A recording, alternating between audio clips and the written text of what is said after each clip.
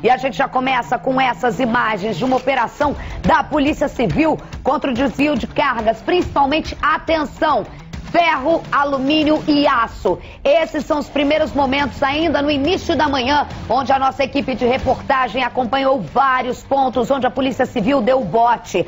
Atenção o detalhe, os alvos, empresários, receptadores de material furtado. Por isso, eu já quero agora informação de momento com ele, que é atualizado o tempo todo. Jackson Silva, um dos repórteres que mais tem fontes dentro da polícia no Rio de Janeiro, traz agora a situação. Muita movimentação por aí, Jack. Boa tarde para você.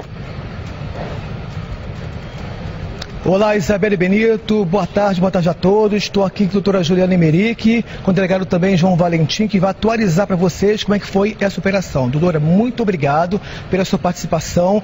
Queria que você explicasse para a gente assim, como é que funcionava o esquema dessa quadrilha.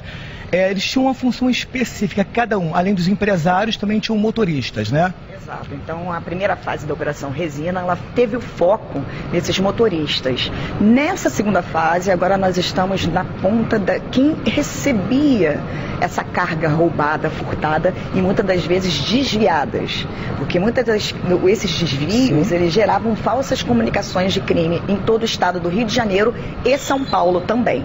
Então, essa segunda fase, ela tem sido muito importante para colher mais informações, mais detalhes dessa organização criminosa que atua há pelo menos um ano. Sim. E que a gente realmente tem que dar esse passo maior da investigação com essa fase 2. Então hoje nós temos 2 presos por receptação qualificada e com certeza nós vamos agora identificar mais envolvidos, mais empresários envolvidos. Isabelle, os entrevistados estão à sua disposição. Oi, doutora, tudo bem? Boa tarde, parabéns mais uma vez, Cabeçando. Vou perguntar então, já que você fez, perguntar para o doutor João Valentim, que também está nessa operação, para a gente dividir. Eu pergunto para o doutor, você pergunta para a doutora e todo mundo vai batendo papo aqui.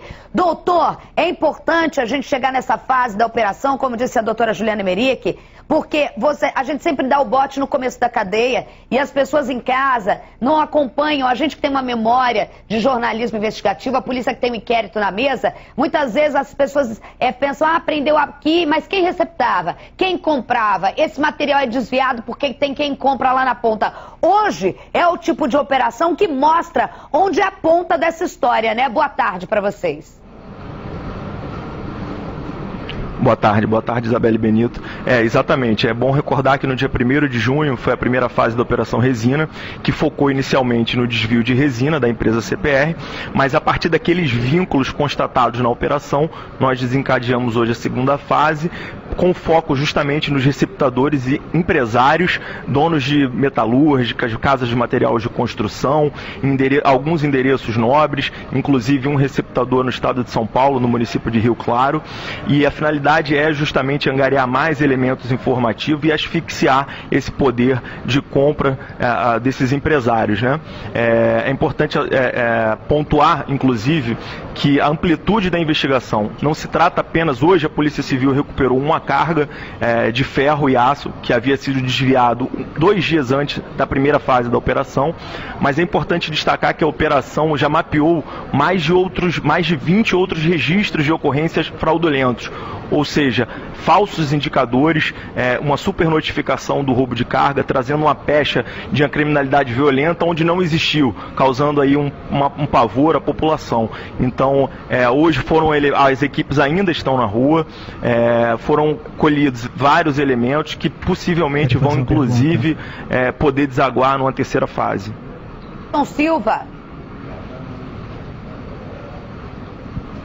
Isabelle, é o seguinte, falando com os delegados, explicaram o seguinte, que cada um tinha uma função específica, um motorista era o responsável por ir à delegacia e falar sobre o roubo da carga. O que ele fazia? A carga foi roubada, mas na realidade essa carga tinha sido levada por eles mesmos, né? E aí acontecia todo esse esquema. Então pelo menos 15 notificações foram feitas na delegacia todas falsas, né, doutora? Exatamente. Na verdade, já chegamos ao levantamento de 20 registros de ocorrência. E vai aumentar esse número à medida em que nós vamos esmiuçando mais essa investigação.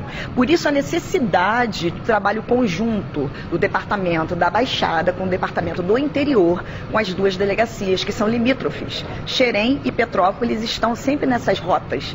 Então, esse trabalho conjunto, ele mostra justamente a necessidade de você ampliar essa investigação, de fazer um mapeamento de todo o estado do Rio de Janeiro, inclusive fazer até uma nova avaliação dos números de roubo de carga.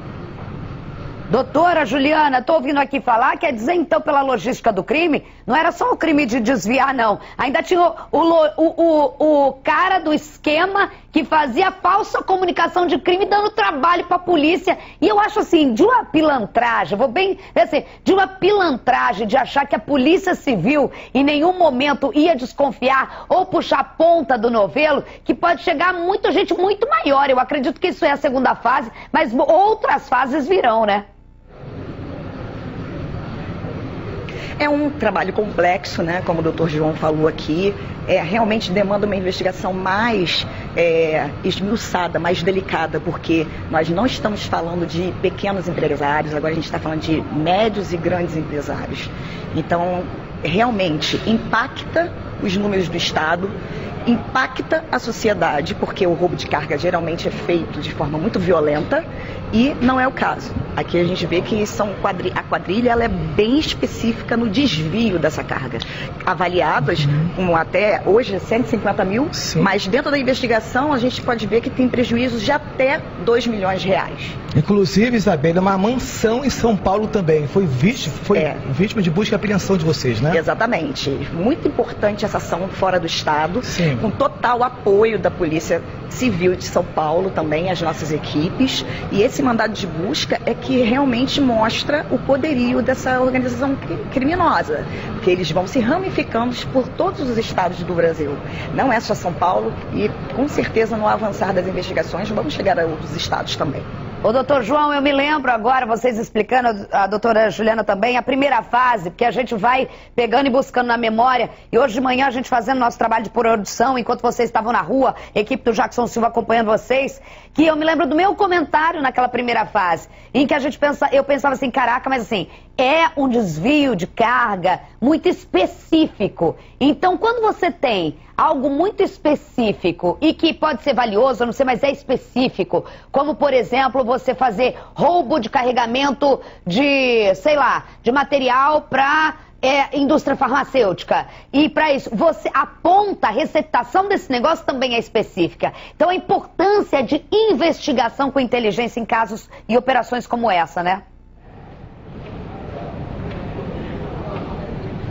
Sim, com certeza. Inclusive a investigação ela avança para um caminho de investigar a lavagem de capitais, sequestrar o patrimônio desses empresários, já é o mote, com certeza, dos próximos atos da investigação, né? Que só assim a gente vai poder ter a noção e desbaratar efetivamente essa organização criminosa.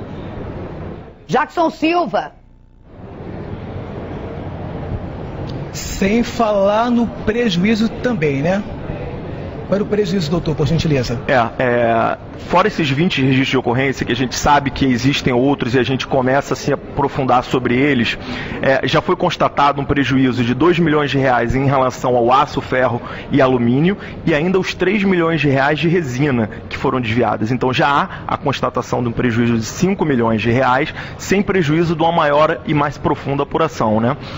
E sim, retomando ao que a Isabelle falou há pouco, esse empresário em São Paulo é de grande porte, já chegamos em grandes empresários no estado de São Paulo, que ainda, por evidente, a gente ainda não pode declinar e falar sobre isso para não atrapalhar os próximos passos da investigação, mas a investigação vai descambar sim para aumentar o nível e subir um pouco o degrau. Sabe por quê, gente? Doutora Juliana, doutor Valentim, eu estou olhando aqui, doutora, e eu estou vendo, começam a chegar novas imagens do trabalho das equipes de vocês nas ruas. Cara, a gente está vendo um galpão com material que realmente, isso daí, você faz uma obrinha, eu tô pensando minimamente, eu tô fazendo uma obrinha no meu escritório. Qualquer coisa é muito caro, qualquer coisa você gasta muito dinheiro. A gente viu numa imagem ali alumínio desculpa a expressão, para dar com pau mesmo, assim. Alumínio é uma carga gigantesca, um galpão altíssimo, lotado. Tudo aquilo fruto de crime, né, doutora? Exatamente. Então, por isso que agora a gente tem total, digamos assim, cuidado, inclusive para apreensão, para que nós possamos também deixar essa investigação qualificada. Então, Isabelle, foi feita a perícia no local, interdição do local. Por quê? Porque são provas muito claras, não só da receptação, mas da organização criminosa como um todo. Então, realmente, gerou um impacto muito positivo esses mandados de busca e apreensão, relembrando mais uma vez que são ações coordenadas com o Ministério Público. Então, são as delegacias da Baixada, do interior, imbuídas nesse tipo de crime. Como o doutor João falou, em outro nível, a gente já está começando a pegar o grande empresariado que também recebe esse tipo de carga. E aí é o que nós temos que coibir, porque é nisso que às vezes gera um impacto de aumento de frete, não tem recolhimento de impostos que tange a matéria-prima, porque a gente está falando de matéria-prima, sabe, Isabelle? Então, assim, é um outro nível de investigação. E como foi dito agora, de acordo com a carga que foi hoje apreendida, mais os bens apreendidos, a gente também tem que partir para essa parte da lavagem de capitais. Então, são várias fases e, com certeza, esse trabalho conjunto, ele também traz as outras delegacias do Estado do Rio de Janeiro e de São Paulo para também colaborar com informações, com os registros, ou seja, tudo que seja pertinente a roubo de carga e esses desvios. Porque, como foi dito lá na primeira fase, é muito fácil eles irem em uma delegacia, registrar um roubo que não aconteceu e ficar impune. Então, assim, todas as delegacias do Estado, com certeza, estarão conosco nessa investigação, até para alimentar o nosso banco de dados. Sabe por quê, doutores? Eu vou falar uma coisa, que além de tudo, vocês jogam na mesa, e aqui comigo vocês já me conhecem, a Polícia Civil sabe como funciona o SBT Rio e é a minha opinião. Vocês jogam na mesa não só isso, mas jogam uma hipocrisia lascada. Porque eu conheço e a gente sabe que muitas vezes esse empresário pode virar a logística explicada que a investigação de vocês acabou trazendo à tona hoje e que vai trazer mais vezes e que trouxe na primeira fase, é a seguinte, que eu vou falar pra vocês, a hipocrisia, porque o cara vai falar assim, olha só como é capaz do empresário falar, pô, essa polícia também, olha só, mas nem tinha roubo de botar arma na cabeça do caminhoneiro, o cara fazia parte da minha logística, o cara ia, capaz de falar isso, o cara ia lá e registrava, mas não, o cara não era assaltado, na verdade, o cara fazia parte do esquema, dane-se, pra não falar outra palavra muito parecida, você tem parte de uma organização criminosa, irmão, você faz parte de uma cadeia de furto, de roubo, de crime, quem diz a pessoa que consegue achar e ficar rico, ou se chamar de empresário, e em cima de situações como essa, de uma logística criminosa como essa, e ainda vai chegar na fase da lavagem de dinheiro, que aí o bicho pega também, e que essa gestão agora pega muito firme em relação a isso, aí eu quero ver, duvido, o cara que comete isso, não tem pequeno ou grande crime, existe crime, e existe cadeia para quem é criminoso. Doutor João Valentim, doutora Juliana Emerick, muito obrigada por esse bate-papo, Jackson Silva continua aí com a gente de plantão na Cidade da Polícia, onde a qualquer momento sempre tudo pode acontecer. Obrigada pelas informações. Sabe aquela operação em que a doutora Juliana Emerick e o doutor João Valentim entrou com a gente, falou no começo do programa, a gente abriu, eu tenho reportagem completa, que chegou mais material aqui na redação e a gente vai trazer para vocês desde as primeiras horas da manhã. As nossas equipes de reportagem estão na cola dos agentes da Civil e do Ministério Público que deflagraram hoje essa segunda fase da Operação Resina, que investiga uma quadrilha especializada no desvio e furto de cargas, principalmente matéria-prima como plástico, alumínio, ferro.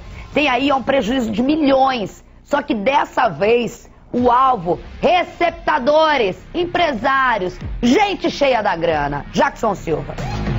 Ainda estava escuro quando começou o combate ao roubo de cargas. Os policiais civis seguiram para diversos pontos do estado do Rio. A operação foi para cumprir 21 mandados de busca e apreensão na zona oeste da cidade e em outros lugares. Desta vez, o foco da investigação era combater o crime de receptação de cargas de ferro, alumínio e aço. Eles buscavam cargas valiosas e cargas que tinham uma liquidez rápida em plataformas. Portanto, essas plataformas de fretes, eles se cadastravam para fazer o serviço e eles já estavam alinhados previamente com esses empresários e logo em seguida eles destinavam a carga a esses empresários. Em regra, eles vendiam essa carga desviada por metade do preço da nota. Um dos alvos das buscas foi esta casa em Santa Cruz. Aqui, os policiais apreenderam um envelope com R$13 mil. O proprietário foi levado para prestar depoimento na cidade da polícia. No mesmo bairro, os policiais encontraram um caminhão. Foram 6 alvos, cada pessoa tinha a sua função nessa associação.